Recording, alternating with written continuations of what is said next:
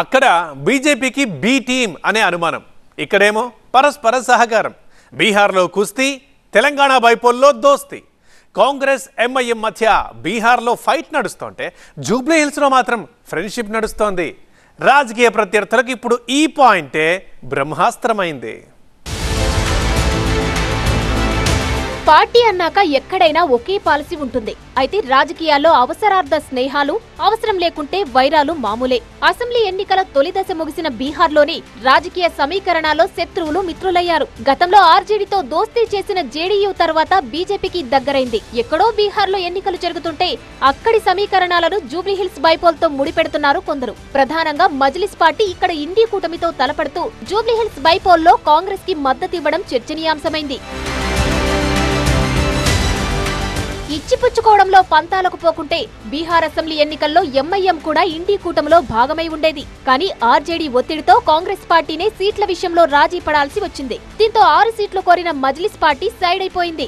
ఆజాద్ సమాజ్ పార్టీతో కలిసి ఒంటరిగా 64 సీట్లలో పోటీకి దిగింది. ఈ కూటమిలో ఎంఐఎం 35 సీట్లు, ఆజాద్ సమాజ్ పార్టీ 25 సీట్ల నుంచి పోటీ చేస్తుంది. 2020 అసెంబ్లీ ఎన్నికల్లో సీమాంచల్లో ముస్లిం ఓటర్లను లక్ష్యంగా చేసుకుని 24 సీట్లలో పోటీ చేసింది ఎంఐఎం. 5 సీట్లలో సంచలన విజయం సాధించింది.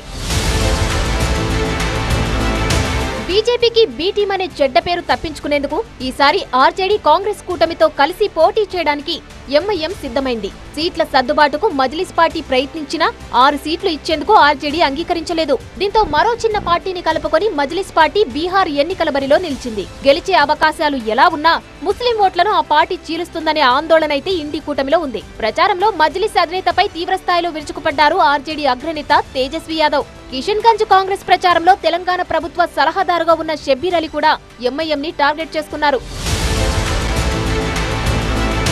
తెలంగాణలో అధికారంలోకి వచ్చిన కాంగ్రెస్ తో మజ్లిస్ పార్టీ స్నేహపూర్వకంగా మసలుకుంటుంది. జూబ్లీహిల్స్ బైపోల్లో అభ్యర్థిని నిలబెట్టకుండా కాంగ్రెస్ కి మద్దతు ప్రకటించింది.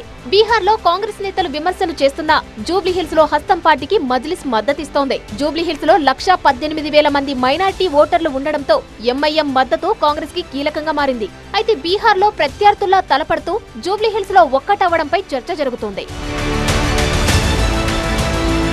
బీహార్లోనే కిషన్ గంజ్, పూర్నియా, కటిహర్, అరరియా వంటి ముస్లిం జనాభా అధికంగా ఉన్న జిల్లాలలో మజ్లిస్ పార్టీ ప్రభావం ఇండీ కూటమి అవకాశాలకు గండికొట్టేలా ఉంది. అదే సమయంలో జూబ్లీహిల్స్ లో కాంగ్రెస్ విజయానికి మజ్లిస్ మద్దతు అత్యంత కీలకంగా మారింది. తెలంగాణలో కాంగ్రెస్ కి ఎంఐఎం సపోర్టుగా ఉంటే బీహార్ లో ఇండీ కూటమికి మజ్లిస్ పార్టీనే ఓ థ్రెట్ గా ఉంది. సిద్ధాంతాలదేముంది బాస్, రాద్ధాంతం చేయడానికి పనికొస్తాయంతే అంటున్నారు ఇదంతా చూస్తున్న వాళ్ళు.